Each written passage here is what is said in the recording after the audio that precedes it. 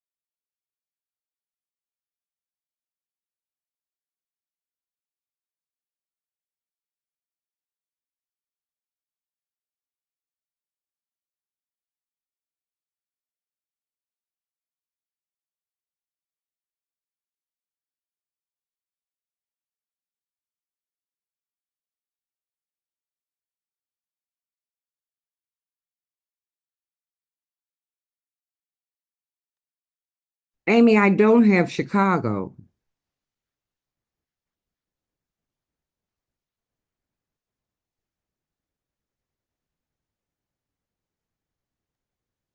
They had a technical issue and should be back on soon. That's personal standing. Okay.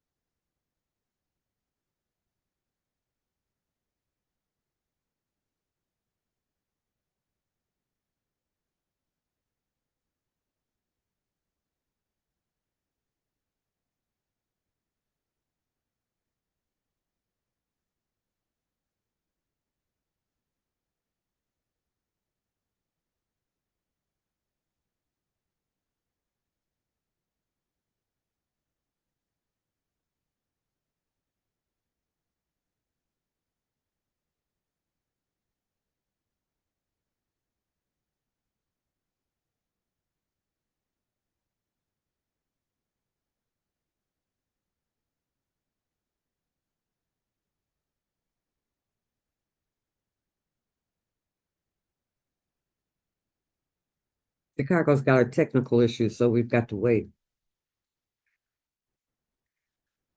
Okay, all right. Bye-bye.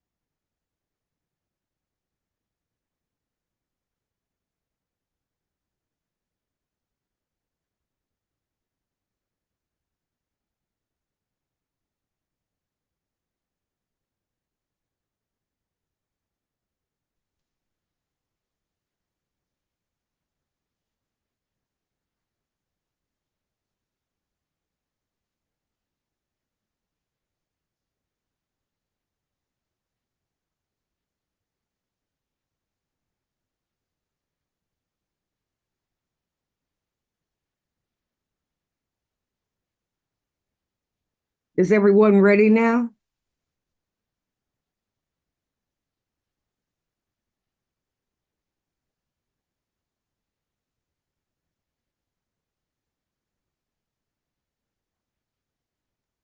I'm not sure that Chicago's ready yet. I think they're still getting set up.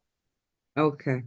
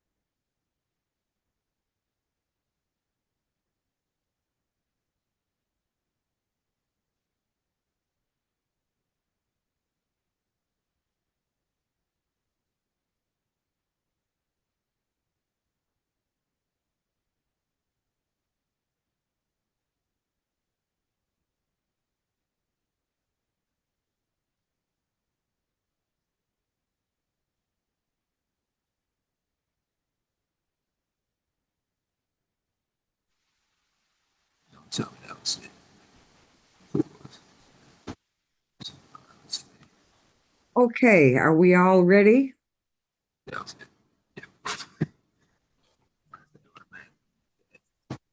I think Chicago's still trying to get their sound issues in order. Okay. All right. Can you hear us now? Yes, we can hear you. Yes. Can you hear us in Springfield, Rick? We can hear you. Thank you. Can you hear Okay, us now? Good morning. Yes. Good morning, everyone, and welcome to this meeting of the State Board of Elections. Today is Wednesday, February 19th, 2025. It's approximately 10:07 a.m. May we all stand, please, for the Pledge of Allegiance. Can you hear us Are you now? hearing me in Chicago? We're hearing you. Can you hear us? Yes, we can. Okay. May we all stand, please, for the Pledge of Allegiance. I Pledge allegiance to the flag of the United States of America, and to the And to the republic, republic for which it stands, one one nation, nation, under under God, God, with liberty and justice for all. Thank you. Roll call, please, Mrs. Calvin. Ms. Ballard Croft, Present.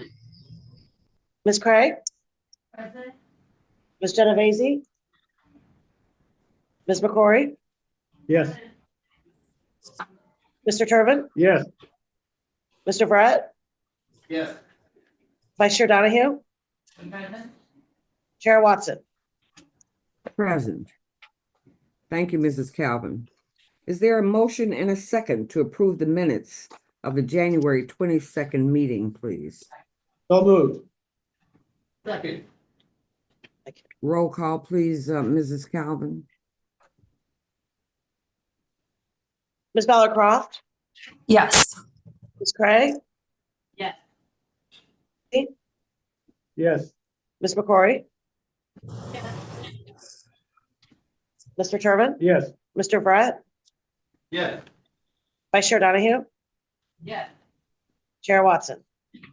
Yes. Motion passed. Thank you, Mrs. Calvin. Next on the agenda is the report of the General Counsel.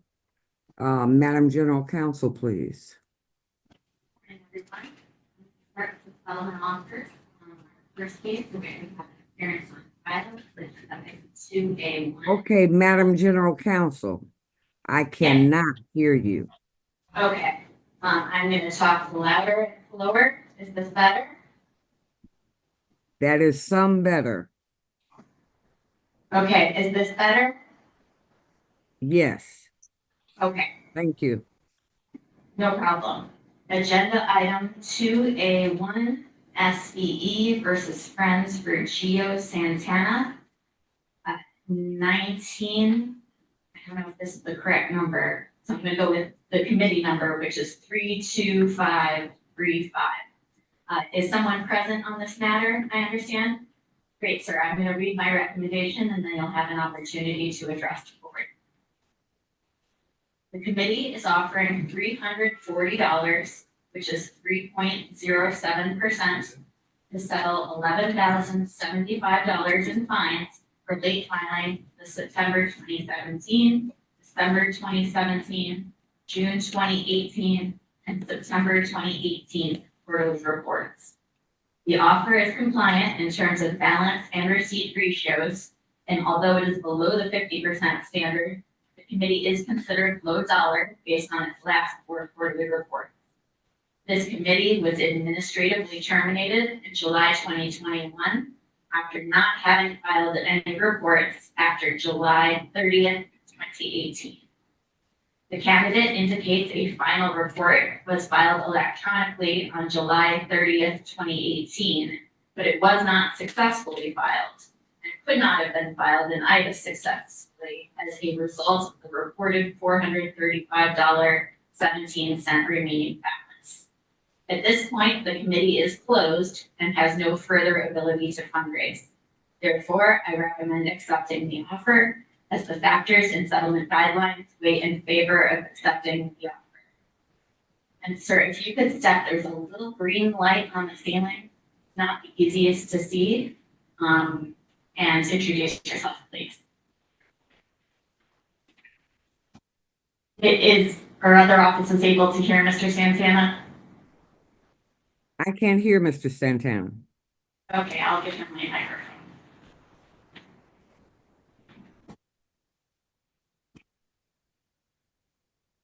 Good morning. Thank you to the board for having me and giving me an opportunity to present in front of you.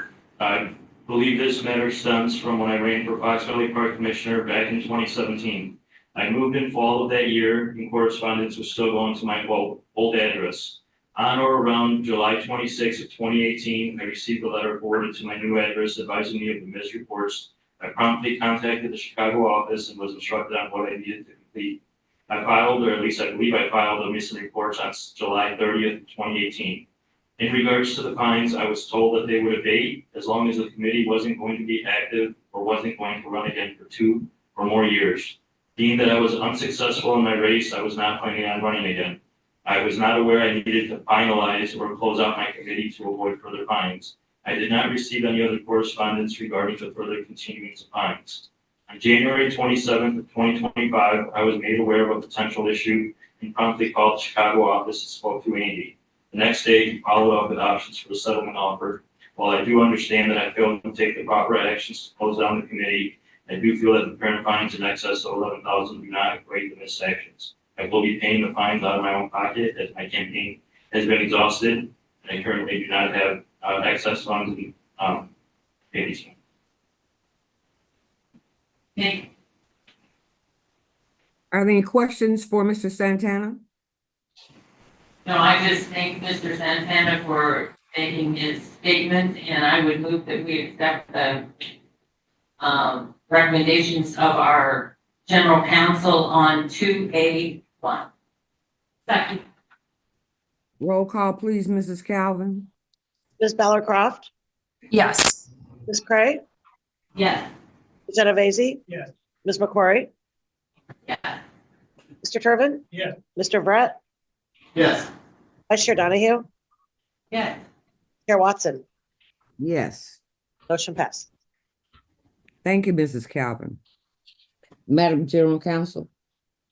Thank you. That offer was accepted. The next item for which we have an appearance on file, agenda item 2A3, SBE versus Citizens for Melville King Jr., 24 and F94.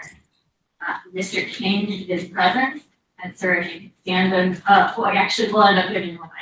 So don't worry about it. I'm going to read my recommendation, and then you'll have a chance to introduce yourself. The committee is offering $100, which is 19.61%, to settle $510 in fines for late filing of the March 2023 quarterly report and the December 2023 quarterly report. The latter fine is on this month's list for final order. The offer is compliant in terms of balance and receipt ratios, and although it does not meet the 50% benchmark, the committee is low dollar, reporting no receipts or expenditures for 2023. I recommend accepting the offer as the factors and settlement guidelines weigh in favor of acceptance. We could hand Mr. King.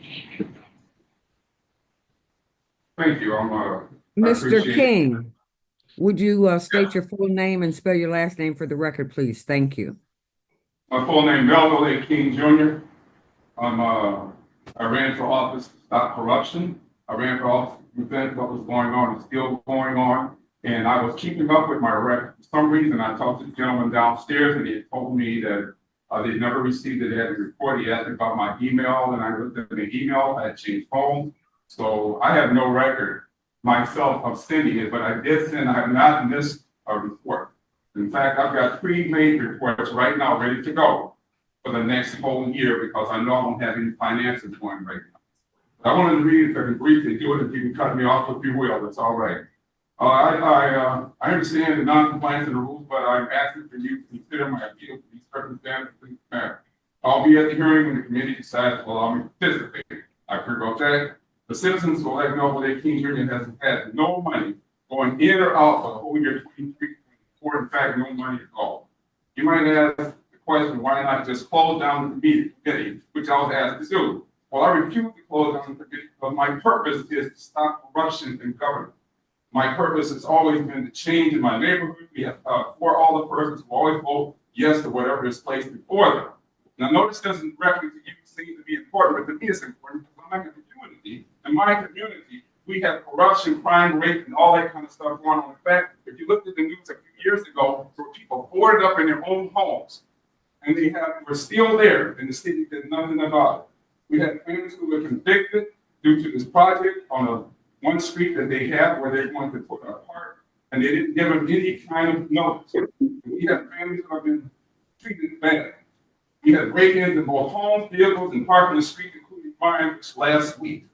The city of Harvey claims they cannot afford proper policing in the city, but the city hall meetings has at least 15 police officers at every meeting ready to eject any citizen who wants to complain about anything. We have no sergeant of arms. We have a chief of police who acts as a sergeant of arms. We have also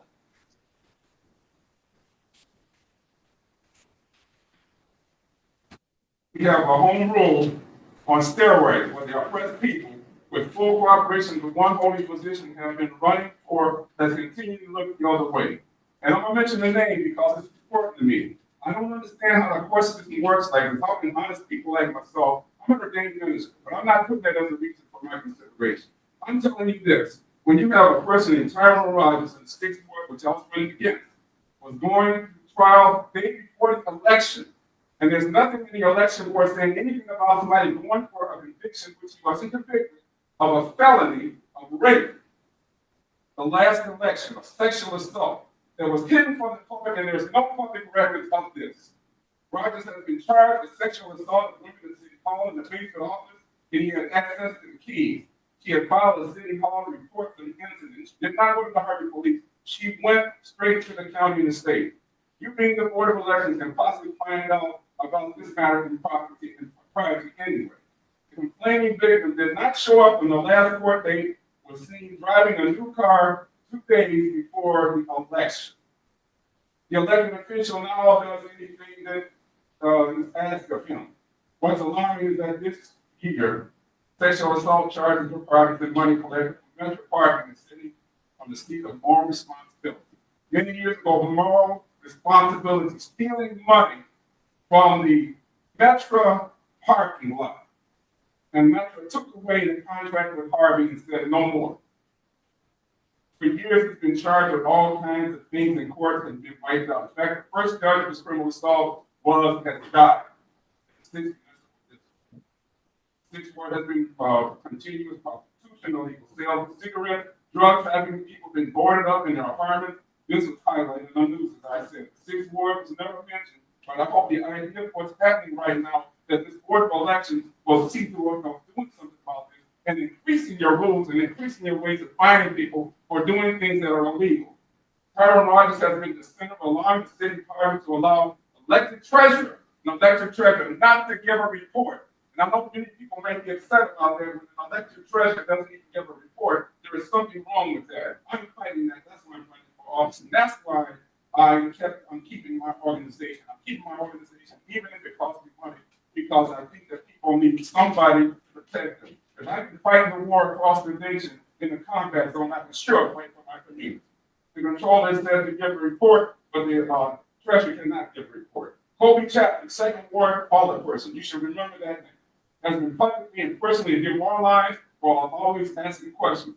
Can I see the details of the financial report, which is not given? There is no treasury report. Chapman has been told she's out of order and information is readily available. What if the board of elections is sending out requests for financial activities told you're out of order?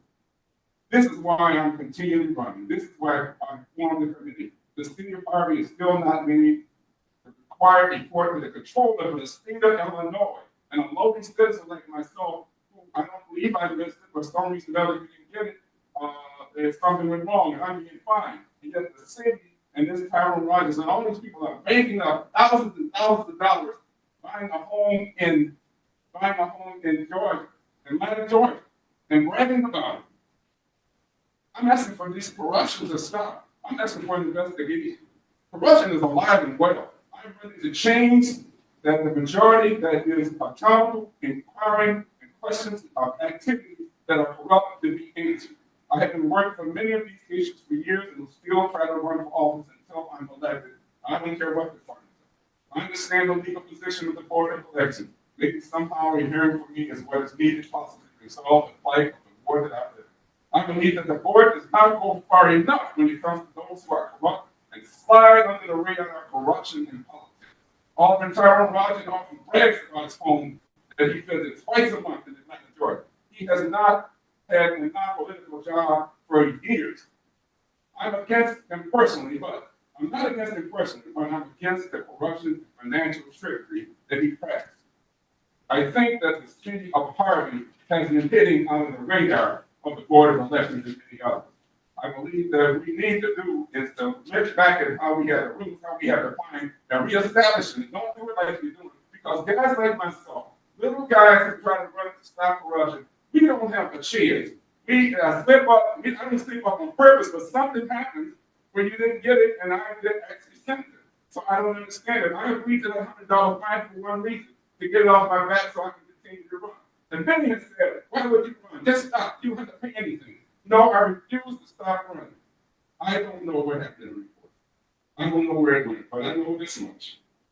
If we're going to survive, in this nation, if we're going to have corruption stop, if we're going to have open government, if we're going to have responsibility for financial accountability, then the only way we can do anything here is to do what's right. And I'm saying this, I'll put my notes down, that we, as a people, cannot stand totally with old rules and old regulations when the things are changing. They're changing right now because guess what? Although we're here in this committee and you're quoting everything, AI is taking over, and not just AI is taking over, people in the court system, the state municipal court, are hiding people's information of what they're doing illegal. They're hiding the fact that they're doing these things. People who have gotten this money that they're using and spending on the salary of $40,000 are doing things that are not. Okay, I'm just saying. Are there any questions? Are there any questions for Mr. King? Yeah. Are there any questions? Yes, ma'am.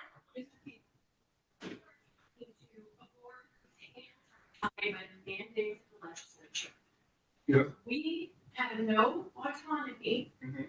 to do what you're asking us to do. So your platform is not here. Your platform is in front of the legislature. So I suggest you take your bit and bigger, which I completely appreciate and understand, and you focus that on changing laws so that we can do more and not have our hands tied. Yes. We are not mandated to do these investigations that you're suggesting we should do. So in order for us to be able to do more, the legislature has to give us that authority. So I understand and I appreciate the fact that you want to pay your fine.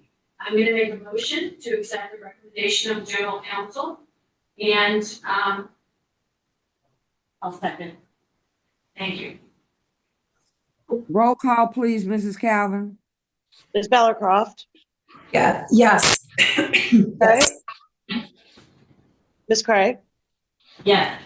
Ms. Genovese, Yes. Ms. McCrory, Yes. Mr. Turbin, Yes. Mr. Brett, Yes. Vice Chair Donahue. Vice Chair Donahue, Yes. Chair Watson, Yes. motion passes. Thank you, Mrs. Calvin. Madam General Counsel. Thank you that $500 offer was accepted, and to Mr. King, to the extent any of your allegations are that campaign funds were misused, we do have a complaint process available for that only. And if you're interested in that process, you can talk to Mr. Newman here, who's our Director of Campaign Well, Disclosure. sure. Thank you. No problem. The next agenda item I'm going to call 2A2. Is anyone here from Friends of Stephanie Coleman? There's no one in Chicago. Is there anyone in Springfield? No one in Springfield. Okay, the recommendation is to deny the settlement offer. Move that we accept the recommendations of the general counsel on 2A2. Is there a second? Second. Roll call, please, Mrs. Calvin. Ms. Bellercroft, Yes. Ms. Craig, Yes. Ms. Genovese, Yes. Ms. McCrory, Yes. Mr. Turbin, Yes. Mr. Brett, Yes. Vice Chair Donahue, Yes. Chair Watson, Yes. motion passes. Thank you, Mrs. Calvin. Madam General Counsel. Thank you. Moving to appeals of campaign disclosure fines in which the hearing officer recommends granting the appeal. Is anyone present on agenda items 2A4, 2A5, or 2A6? I see no one in Chicago. No one in Springfield.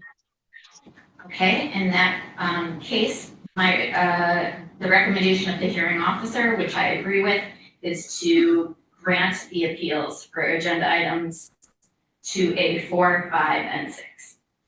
I would make a motion that we accept the recommendations of our general counsel on 2A4, 5, and 6. Second.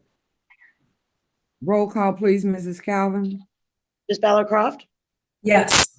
Ms. Craig, Yes. Ms. Genovese, Yes.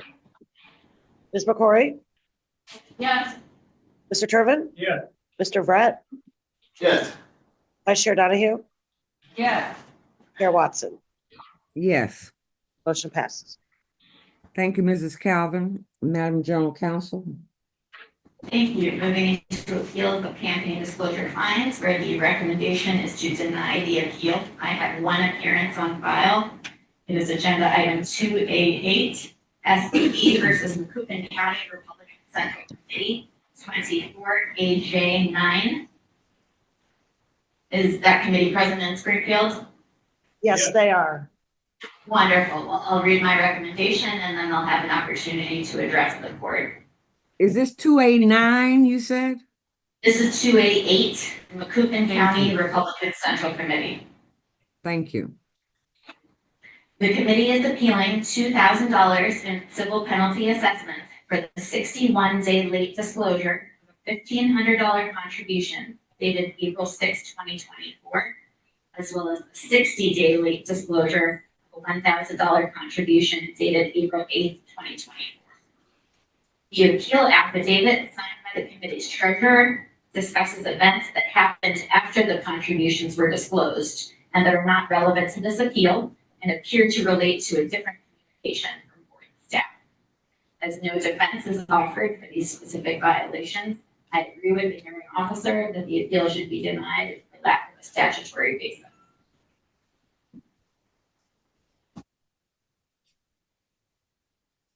We have appearances, I believe, from the chair and the treasurer on 2A8. They're in Springfield. Yes. Will the treasurer and the chair please identify themselves for the record and spell your last name, please, for the court reporter.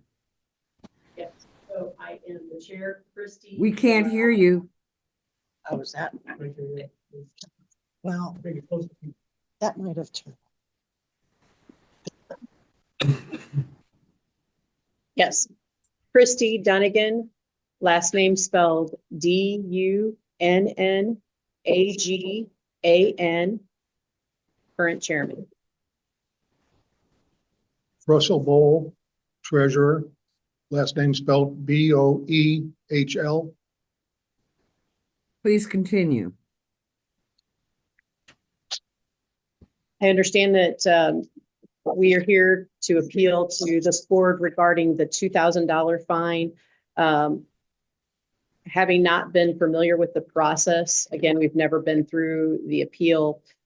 We had contributions that were made in the amount of $2,500, which I believe were addressed. One is reporting a 61-day late and the other is 60 days. The treasurer experienced some significant health issues and apparently was not receiving the communication in a timely fashion while he was dealing with his medical issues, was not aware that what the penalties would be regarding the late actions. He tried to reconcile, and he can also speak for himself here. This is truly not a reflection of our treasurer's nature. He's been our treasurer for quite some time, very responsible. I am asking our balance, from what I understand is the fines are assessed based on the balance of our account. We are a very small central committee in a rural area of Macoupin County, predominantly made up of farmers and individuals. We do not have big donors. We happen to have two back-to-back fundraising initiatives that gave us a balance of $10,000, which is significantly higher than we normally sit. And we are here to plead with this board to reduce that fine of the $2,000 to $200. And then we have put in some safeguards regarding the process, which is allowing my email address has been added as the chair, and I newly elected as chairman as of April. We are doing things to try to monitor the activity of the account much closer and having correspondence with Russell regarding any transactions to make sure that reporting is being done timely to ensure that this does not happen again. Our donors, it is very difficult, as you know, to get donors. And, we would hate to lose any support due to a fine that's significant. Mr. Treasurer, do you wish to proceed? No other comments. Are there any comments from the board members? I have a question. What is your balance? It's $10,000 right now. And the reason that it's $10,000 is we had a golf outing in September. And then we also had a sign blast where we purchased sign from Sangamon County in order to have revenue for our candidates in the November election. What's the average balance? I would say it's under $500 under normal circumstances. Russ, would you agree? I agree. Madam Chair, I have a question. Yes, proceed, Madam Vice Chair. Marty, do we have the ability to reduce the fine? There's always some discretion as to that. Normally, how we handle that is separate from the appeal process or the settlement offer process. If this committee is in fact making a $200 settlement offer, that's something we can discuss. So if they made that an offer and said, well, we make an offer of 200 to settle this, can we vote to accept that today, or do we have a process to do the, go through? If you would like to vote for it today, I do have the figures available. I can tell you that the ratio of fine to balance is only 22.84%. The ratio of fine to receipts is only 33.31%. Obviously, $200 is only 10% of the fines owed. So my recommendation would be to reject the settlement if one is made. If I can, If you are willing to make settlement offer, I think we can consider that, but I can tell you, I would vote for nothing less than 50%. What your fines are now, considering that this is not your first violation. You had 2 violations before this. And so this is coming up on your 3rd. So while I understand your position, there has to be some sort of commitment to not having any more violations in the future. And maybe that comes in the settlement that you're gonna offer today. like, again, I would like to appeal to this board that a $200 fee is still a significant amount. And in the priors that you had mentioned, again, those were before my time, obviously, but there was a delinquent payment, it looks like, of $125. There was no appeal made. It was paid immediately. And the other was a fine of $25. Again, reflecting that we've always had a very low balance in our accounts. The other thing is Russell has gone through some significant, he can speak for himself. Both of those times when we were experiencing those fines had to do with email correspondence. He's changed email addresses.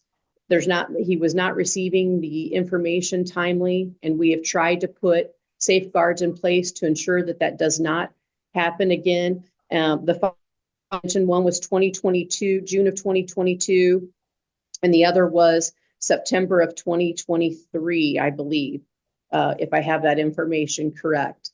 The $200 is still a pretty significant fine for us. By not being able to resolve this particular issue today prevents us from being able to proceed with purchasing or obtaining a raffle license. We have our annual fundraiser scheduled for March 29th. And in order for us to be able to proceed with that, we would have to have this fine resolved. Madam Chair, Yes, Mr. Turvin. the $500 fine suffice for that payment that you're looking for to be, Let's make sure that we can hear you, Mr. Turvin. General Counsel, would $500 be appropriate for that fine then? $500 would still, the factors would still weigh against a settlement here because the ratios are so low. But of course, the board has discretion to weigh the settlement factors as it sees fit. I make a motion that we fine the committee $500. Second. Can I clarify the motion? We make a motion to accept general counsel's recommendation and deny the appeal. Further, make a motion to accept the $500 settlement. Is the committee making that $500 settlement offer? Yes. So, Madam O'Quarrie, Yes, you ma'am. are amending Mr. Turvin's motion? I am. Well, Yes, that's fine, that's fine. The process has to be is that. Right. Roll call, please. So, excuse me, Ms. Bella Croft, Yes. Craig, Yeah, Jenna Macy, Yes, Ms. McCory, yes, Mr. Turbin, yes. Mr. Brett, Yes. Vice Chair Donahue, yeah. Chair Watson. Yes. Do we have the opportunity to reconcile that today? Motion pass, Mrs. Calvin. Yes. Thank you both for coming here today, and I hope you feel better. And so hope the backup plan you have will work. Thank you. Madam General Counsel. Is anyone present in Springfield or Chicago on agenda items 2A7, 2A9, or 2A10? I see no one in Chicago. Is there anyone in Springfield, Mr. Turvin? No one in Yeah. Springfield. Please Okay, proceed. in that Mr. case, Counsel. thank you, Madam Chair. There's one case I'd like to take out of turn because I disagree with the hearing officer recommendation. That is agenda item 2A9, SVE versus Friends of Shannon Saul, 24 NF 80. Here, I recommend the appeal be granted. The committee is appealing a $250 civil penalty assessment, the 244-day late filing of the December 2023 quarterly report. The committee also has a previously stated penalty of $20. The appeal affidavit swears that the report was mailed 72 hours before the filing deadline. No corroborating evidence of this was produced from the post office. The hearing officer characterized the document, including with the appeal, on page 59 of your packet as a postal receipt dated January 17th, 2024, the day after the filing deadline. And he suggested that January 17th was the date the committee mailed the quarterly report. However, looking closely at that document, the document provided is actually an envelope sent from board staff to the committee, postmarked January 17th, 2024. Although the committee's affidavit swears it mailed the report 72 hours before the filing deadline, according to board records, the mailed report never arrived.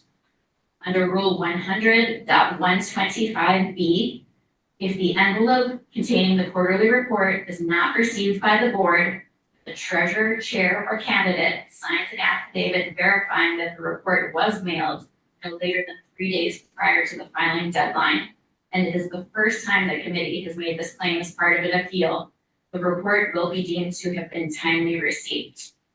Here, I recommend permitting the committee to use this one-time only defense in Rule 100.125B by crediting the committee's affidavit to find the report timely and granting the appeal. If this recommendation is followed, the $270 assessment would be reversed and the previous $20 fine would remain stayed. Are there any questions? Is there a motion to accept the recommendation of the General Counsel with respect to 2A9? I would move that we accept the recommendations of 2A9s for general counsel. Second. Roll call, please, Mrs. Calvin. Ms. Bellercroft, Yes. Ms. Craig, Yeah. Ms. Genovese, Yes. Ms. McCrory, Yeah. Mr. Turvin, Yes. Mr. Brett, Yes. Vice Chair Donahue, Yeah. Chair Watson, Yes. motion passed. Thank you, Mrs. Calvin. Madam General Counsel. Thank you. As to agenda items 2A7 and 2A10, the recommendation of myself and the hearing officer is to deny the appeals. Is there a I would motion? move- Yes, I would move that we accept the recommendation of the hearing officer and our general counsel in regard and deny the appeals of 2A7 and 2A10. Is there a second? Second. Roll call, please, Mrs. Calvin. Ms. Bellercroft, Yes. Ms. Craig, Yeah. Ms. Genovese, Yes. Ms. McCrory, Yeah. Mr. Turvin, Yes. Mr. Brett, Yes. Vice Chair Donahue, Yes. Chair Watson, Yes. motion passes. Thank you, Mrs. Calvin. Madam General Counsel. Thank you. Moving into a complaint following public hearing. Agenda item 2A11, William Healy versus Citizens for Scott Casper, 23 CD 42. I believe Mr. Casper is present. Is Mr. Keeley present in Springfield? No one in Springfield. In these circumstances, I'm sorry. In these circumstances, we normally allow the respondent to choose whether they are okay with the complaint being dismissed for want of prosecution, or if the respondent wants us to proceed and rule on the merits of the case. So Mr. Casper, if you could introduce yourself, we could give you a microphone and let us know your preference.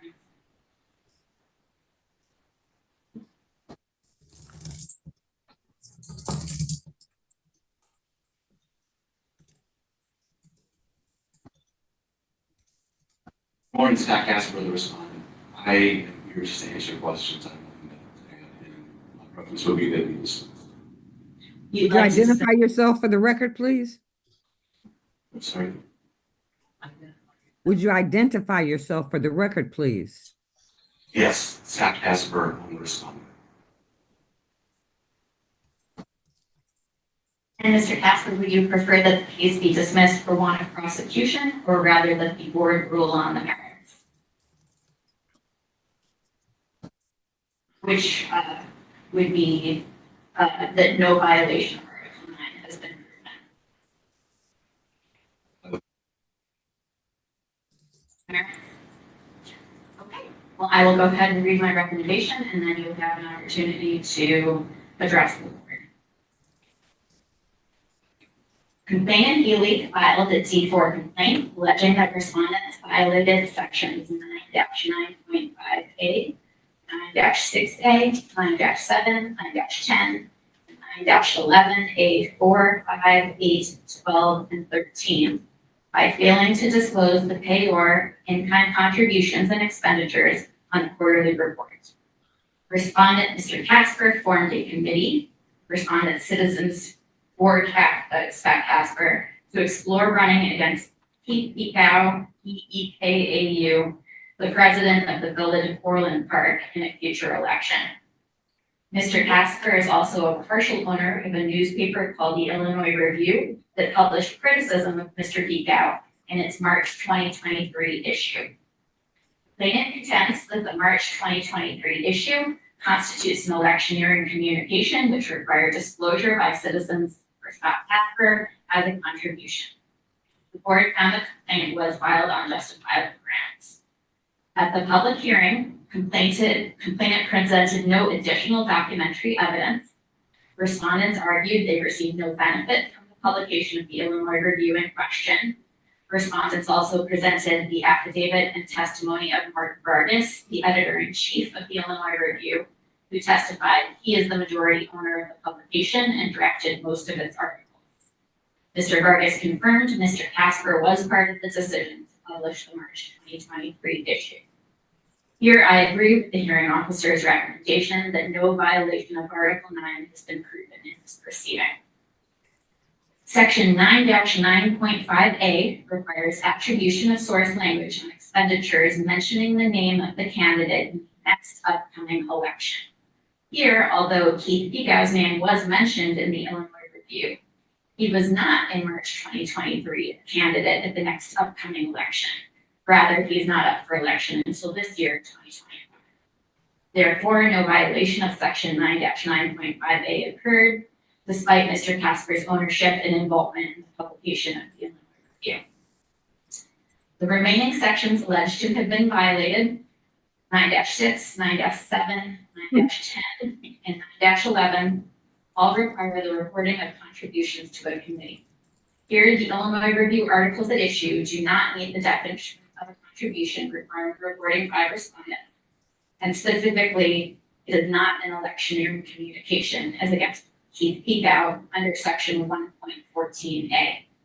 The complainant offered no evidence that Mr. Ecow met the definition of a candidate back in 2023, as he was not a candidate for any office up for election that year.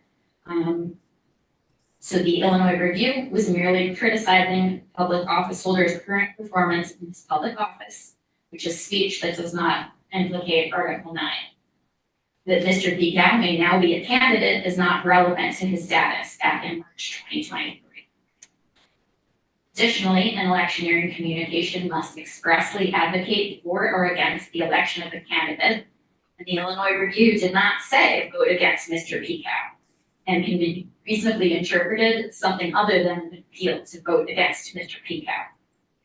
Similarly, there was insufficient evidence produced to support a determination that the Illinois Review publication was an expenditure by respondents requiring disclosure under Article 9.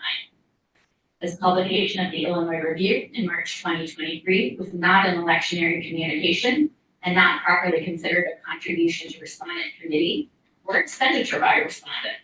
The respondents have not violated any of the sections alleging inadequate reporting. Therefore, the hearing officer and I recommend that judgment should be entered against complainant and in favor of respondent. Do you wish to respond, Mr. Casper? No, I thank general counsel for her recommendation. Or has a question on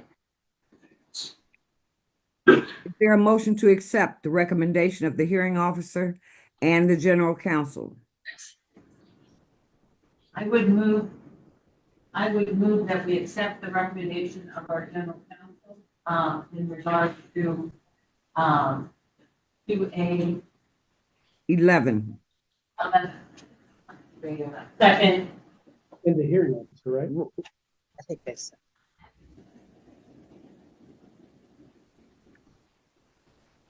Mr. Turbin, did you have a question?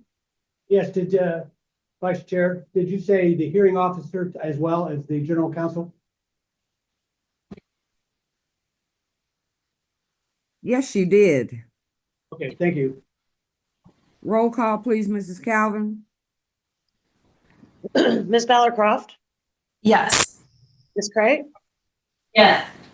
Mr. Navasi, Yes, Ms. McCrory, Abstain. Mr. Turbin, yes, Mr. Frett, Yes.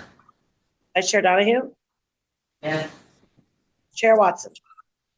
Yes. Motion passed. Thank you, Mrs. Calvin. Madam General Counsel. Thank you, and our Deputy General Counsel, Jordan Andrew, did a wonderful job on that hearing. I understand it took a lot of time and effort on so many complaints, but thank you to Jordan. Moving into other campaign disclosure items, agenda item 2A12. There is a list of assessments requiring board orders on pages 185 to 188 of your packets.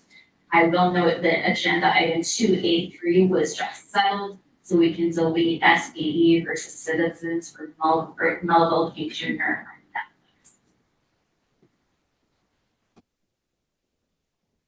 We need a motion to approve and issue these board orders, except for that to Citizens.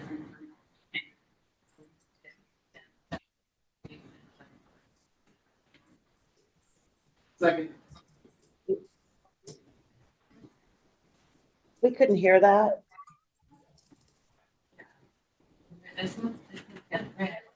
We're having some microphone issues. Bear with us for a moment, please.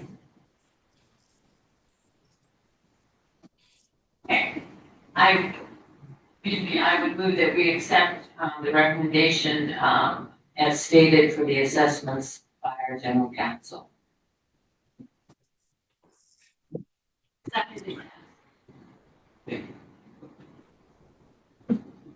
Roll call, Mrs. Calvin. Ms. Ballarcroft, Yes. Ms. Craig, Yes. Mr. Navasi, yes, Ms. McCrory, Yeah.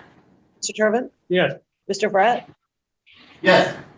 Vice Chair Donahue, Yes. Chair Watson. Present. Motion passes. Madam General Counsel. Thank you, Madam Chair. Agenda item 2A13 regarding administrative termination of committees for failure to pay fines. The board had previously raised the idea of implementing a rule permitting staff to terminate committees who failed to pay civil penalty assessments over a long period of time. Presently, Article 9 gives the board authority to effectuate ballot forfeiture of candidates whose committees owe outstanding fines on the date of ballot certification. Article 9 also permits the board to bring suit in the circuit court to seek collection of civil penalties, and recently the board has begun to follow that process. Following research by our legislative analyst Heidi Poyer, however, we do not believe the board has rulemaking authority to close committees for non-payment of fines under current law. So this is an issue we can discuss later down the road, but right now that there is an action that we can recommend or take at this exact moment. Moving on to agenda item 2A14, payment of civil penalty assessments.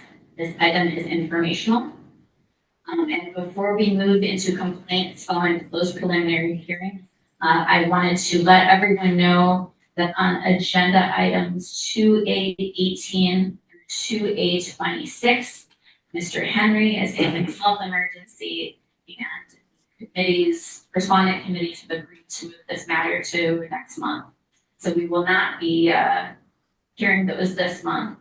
I also want to confirm for what matters we have anyone present, so that way the board can consider whether it wants to dismiss for want of prosecution any complaints in which the complainant did not appear. So for agenda item 2A15, Langfelder for recorder. I do believe someone is present in Springfield. Is that correct, Amy? It is. We have parties from both sides available. Excellent, thank you. The next matter, 2A16, Gonzalez versus Pierre, 24 CD 19. There's no one present in Chicago. And none in Springfield either. Okay, and as to agenda item 2A17, Vega versus Garcia, 24 CD 20. I see no one present in Chicago. And none in Springfield. So if the board would like, it could entertain a motion to dismiss agenda items 2A16 and 2A17 for want of prosecution.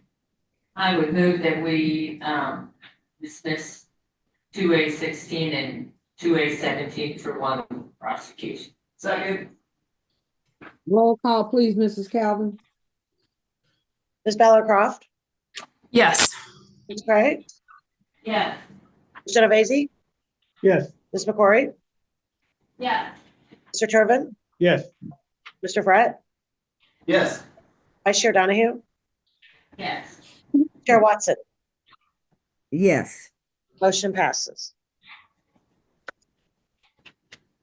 Is there a motion and a second to move into closed executive session?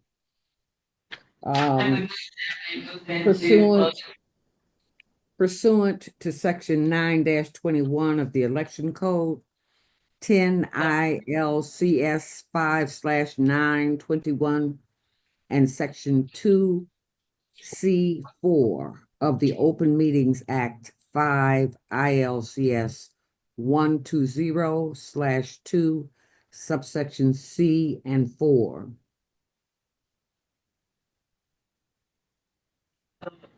Second. Roll call, please, Mrs. Calvin. Ms. Ballarcroft, Yes. Ms. Craig, Yeah. Ms. Genovese, Yes. Ms. McCory, Yes. Mr. Turbin, Yes. Mr. Frett, Yes. Vice Chair Donahue, Yeah. Chair Watson. Yes. Motion passes. And I need a moment